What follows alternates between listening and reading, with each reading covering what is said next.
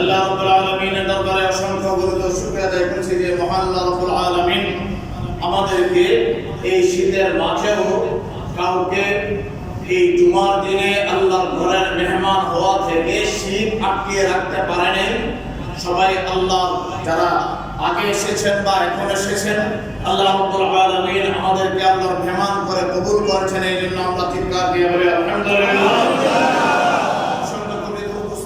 নবীজির কদম মুবারকে সমস্ত আকানির মাশায়েখ আউলিয়া কেরামদের দরবার সালাম। আল্লাহ রাব্বুল আলামিন এই ফিতনা ফাসাদের সময়ে আমাদেরকে আকীদা, ঈমান, আমল তিনটাই পরিশুদ্ধ করার তৌফিক দান করুন। সবাই বলে আমিন। মাঝখানে যে ঈমান আছে, এই ঈমানটা আকীদা আর আমলের দ্বারা ঈমানের সৌন্দর্য বৃদ্ধি হয়, আর আকীদার বিশুদ্ধতা দ্বারা ঈমান পরিপূর্ণতা পায়। খেয়াল করে দিন, কারণ কাল কিয়ামতের দিন দেখবেন অনেক নামাজি জাহান্নামে যাইতেছে, অনেক রোজাদার জাহান্নামী, অনেক হুজুর জাহান্নামের মধ্যে গেল। আশ্চর্য হয়ে যাবেন তখন আমি গুনাহগারের এই কথাগুলো স্মরণ হবে। যারা টুপি জুব্বা দেখে তো বিশ্বাস করছিলাম, তার তো আকীদা ছিল 2 নম্বর। আকীদা ছিল 2 নম্বর। নামাজ বাহ্যিকভাবে দেখে তো বিশ্বাস করছিলাম, কিন্তু আকীদা তো ছিল 2 নম্বর। আকীদা ঠিক না হলে, বারবার যেটার উপর তাকিদ দিচ্ছি, আকীদা ঠিক না হলে ঈমান বরবাদ। আকীদা ঠিক না হলে নামাজ, রোজা, হজ, যাকাত, দান, খয়রাত, জিকির, আজকার, কোরআন তেলাওয়াত সব বাদ। কাল কিয়ামতের দিন আম পাবলিক দৌড়ের উপর থাকবে, এটা আশ্চর্যের বিষয় না। হুজুররা যে দৌড়ের উপর থাকবে, কত ধরনের ভাওতাবাজিতে হুজুররা জানে। ইল্লা মাশা আল্লাহ, 2-1 ভালো থাকতে পারে, সেটা খুব নগণ্য। নিজের স্বার্থ উদ্ধারের জন্য কত রকমের অভিনয় যে জানে।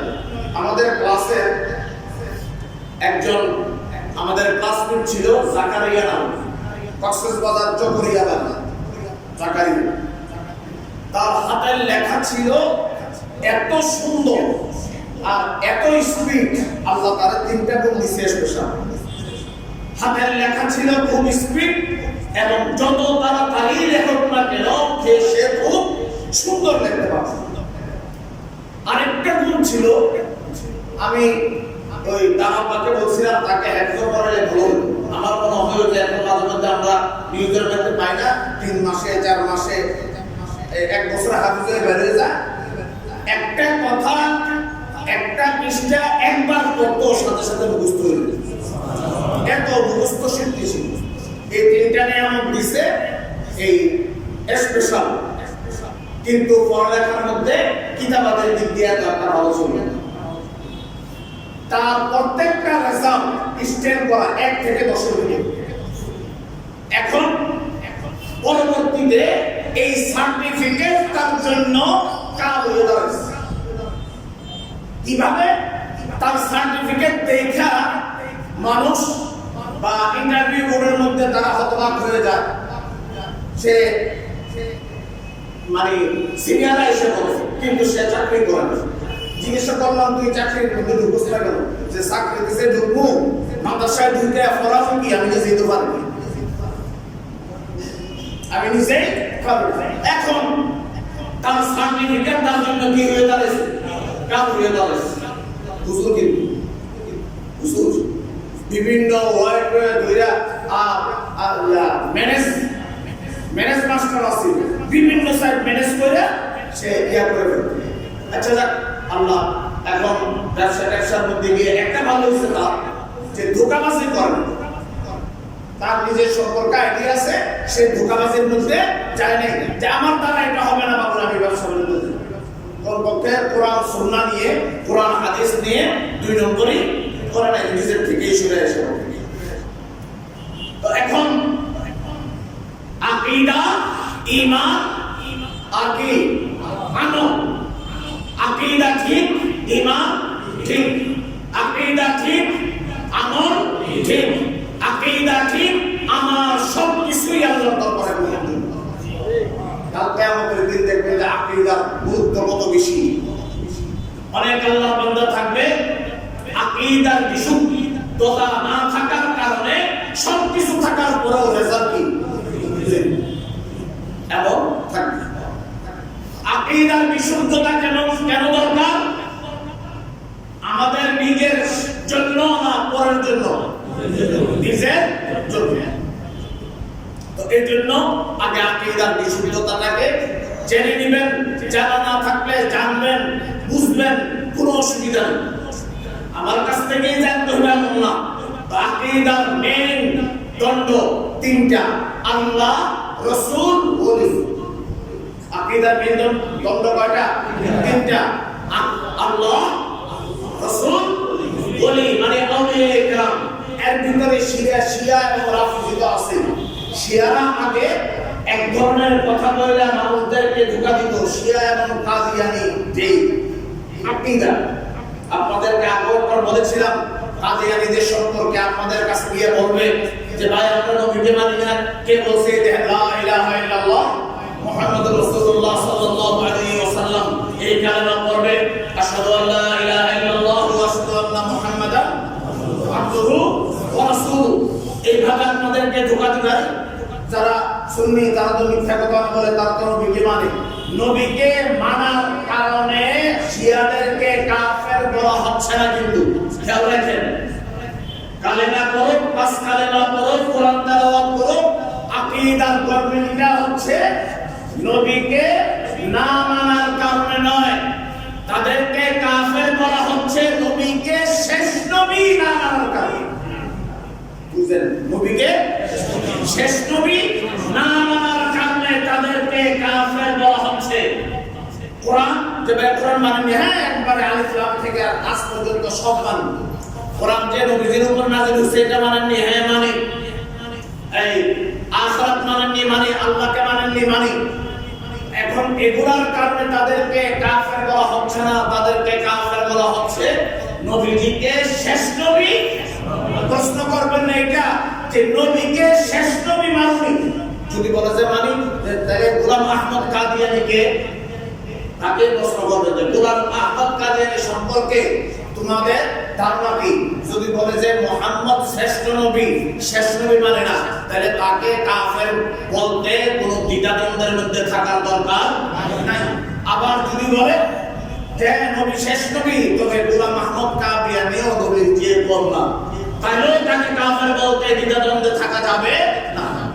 তৃতীয় ফিরকা যেটা খুব স্লোলি মুহাব্বত, রাসূলের মুহাব্বত এবং আপনার এই নবীজির বংশের মুহাব্বত নিয়ে আগাইতেছে, অনেকের ঈমান ধ্বংস করে ফেলতেছে, সেটা হলো শিয়া। আগে বলতো যে জিবরিল আমিন আলাইহিস সালাম আসছে, আয়েশা আলীকে দিলে ওহী, আলীকে ওহী দিত। তো এটা বলে ভুলে নবীজি দিয়ে দিছে। আস্তে তো না, এই কাজটা দিয়ে কাজ হবে না ভাই। ঈমান অনেক বড় সম্পদ, অনেক বড় সম্পদ। আপনার আমার কবরের মধ্যে কোনো কিছু যাবে না, যাবে ঈমান এবং আমল। ঈমান আর আমল। এখন তারা শুরু পাল্টে ফেলছে যে না, এই কথা বইলা মার্কেট পাওয়া যাবে না। এখন তারা নতুন করে সুর যেটা এবং আকীদার কিতাবও যেটা, যে নবীজি মুহাম্মদ সাল্লাল্লাহু আলাইহি ওয়াসাল্লাম ঠিক আছে, তবে সাহাবাদের মধ্যে শ্রেষ্ঠ হইল আলী। নাউজুবিল্লাহ। কথাটা শুনতে কত ভালো লাগে না? সাহাবাদের মধ্যে শ্রেষ্ঠ কে? আলী। এটা পরে সঠিকটার মধ্যে পড়াইতেছে তাদের কথাটা, যেটা সাহাবাদের মধ্যে তারা শ্রেষ্ঠ মানে কাকে? আলীকে। যে কেন শ্রেষ্ঠ? বলে যে আলীর জায়গায় তো আছে সাথে সাথে দয়াল নবীজির জামাই, দয়াল নবীজির মেয়ের জামাতা না, হযরত আলী মা ফাতেমা রাদিয়াল্লাহু তাআলা আনহার জামাতা। বলে যে একদিক দিয়ে হলো উনি সাহাবা, দ্বিতীয় আরেক দিক দিয়ে হলো উনি খলিফা, আর সবচেয়ে বড় কথা হচ্ছে দয়াল নবীজির জামাতা। এখন রাসূল করিম সাল্লাল্লাহু আলাইহি ওয়াসাল্লামের পরে কে শ্রেষ্ঠ? এটা কি আমি আপনি বা দুনিয়ার মানুষগুলা বললে হবে না দয়াল নবীজি বললে হবে? এটা সবাই একমত। রাসূল করিম সাল্লাল্লাহু আলাইহি ওয়াসাল্লাম এক নম্বরে আলীকে রাখেন নাই, এক নম্বরে রাখছেন আবু বকর সিদ্দিককে। এক নম্বর কার রাখছেন? আবু বকর সিদ্দিককে। দ্বিতীয় নম্বরে কার রাখছেন? হযরত ওমর ফারুক রাদিয়াল্লাহু তাআলা আনহুকে। তৃতীয়ত কার রাখছেন? হযরত উসমান গনি জিন্নুরাইন রাদিয়াল্লাহু তাআলা আনহুকে। চতুর্থ হলো হযরত আলী।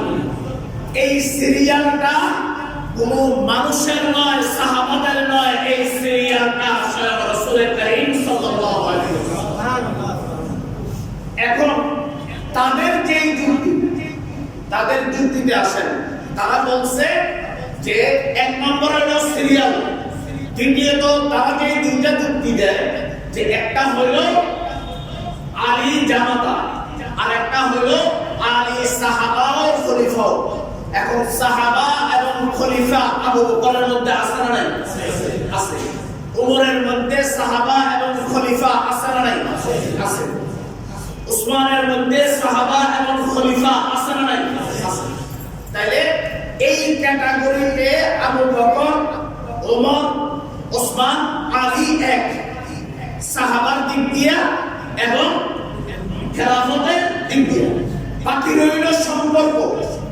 এই সম্পর্কের দিক দিয়া রাসূল করিম সাল্লাল্লাহু আলাইহি ওয়াসাল্লাম আলীকে এক নম্বরে যদি রাখতেন তাহলে স্বজন প্রীতির গন্ধ পাওয়া যেত। বেঈমানরা স্বজন প্রীতির গন্ধ ছড়াইয়া দিত নবীদের বিরুদ্ধে। যেটা আমরা গ্রহণ করি, যোগ্যতা থাকুক আর না থাকুক, আমার দলের হইলে, আমার মতের হইলে, হুজুর বলেন, জেনারেল ম্যানেজার বলেন, আর যেখানেই বলেন, আমার ভোট হইলে সাতক্ষণ মাস, আমার মতের হইলে, আমার দলের হইলে, যোগ্যতা না থাকলেও সে একবারে আকাশের চন্দ্র সূর্য মনে করে। কি করি না? এখন রাসূল করিম সাল্লাল্লাহু আলাইহি ওয়াসাল্লামের ভিতরে কি স্বজন প্রীতির বিন্দু মাত্র কোনো গন্ধ থাকতে পারে? সাহাবাদের দিক দিয়া, খেলাফতের দিক দিয়া, একই ক্যাটাগরির এই পদের দিক দিয়ে ধরলাম, এই পজিশনের দিক দিয়ে চারজন একটা। এবার তাদের যুক্তিকে খণ্ডন করা হলো, জামাইয়ের মর্যাদা বেশি না শ্বশুরের মর্যাদা বেশি? সন্দেহ আছে কি? যারা যৌতুক করেছেন তাদের ব্যাপারটা আলাদা। জামাইয়ের মর্যাদা বেশি না শ্বশুরের মর্যাদা বেশি? জামাইয়ের কারণে যদি আলী এক নম্বরে আসে, আবু বকর তো নবীর শ্বশুর। সম্পর্কটা দিক দিয়ে হইতেছে কি? তারা যে যুক্তি দেয়, আপনারা তো অনেক কিছু ফেস করেন না, আমাদের ফেস করা লাগে। তারা যুক্তি দেয় জামাই তো শ্বশুরের মর্যাদা বেশি, এটা সবাই কয়। তো আলী যদি জামাই হয়, আবু বকর তো শ্বশুর। এই সম্পর্কের দিক দিয়ে হইলে তো আবু বকর আলীর ঊর্ধ্বে। আবার ওমর রাদিয়াল্লাহু তাআলা আনহু শ্বশুর, আবু বকরও শ্বশুর, ওমরও শ্বশুর। এখন শ্বশুরের দিক দিয়া আবু বকর এবং ওমর রাদিয়াল্লাহু তাআলা আনহুমা আলীর চেয়ে ঊর্ধ্বে না নিচে? খেলাফত আর সাহাবিয়্যত তো এক পায়ে গেলাম। সম্পর্ক যেটা তারা দলিল দেয়, সম্পর্কের খাতিরে তো বাহ্যিকভাবে আবু বকর এবং ওমর যেহেতু নবীজির শ্বশুর, এই হিসাবে আলী এবং উসমানের ঊর্ধ্বে না নিচে? ঊর্ধ্বে। এবার রইল জামাইয়ের সম্পর্ক। এবার বাকি রইল কি? জামাইয়ের সম্পর্ক। এখন আলী যদি একজনরে বিয়ে কইরা আগে আইতে পারে, ওমর তো করছে নবীজির দুই মেয়ের বিয়ে, আর উসমান তো করছে নবীজির দুই মেয়েকে বিয়ে।